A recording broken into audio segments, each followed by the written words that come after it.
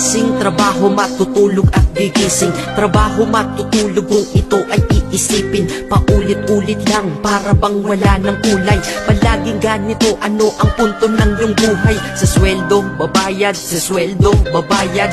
Kakasweldo lang pero ubos ang pera kagad. Ito ba talaga ang binigay na kapalaran? Hindi ka mabubuhay kung hindi mo babayaran. Mahirap pala to, sana maaga kong nalaman. Para kang malayang preso pag di ka anak mayaman. Dahil aking napuna kapag bumiyahe sa umaga. Mga tao sa paligid ko hindi rin maligaya. Tayo ay mga alipin sa moderno na lipunan. Magandang kinabukasan, kailangang pag-ipunan. Pero pagkatapos nun, ano ba ang kasunod?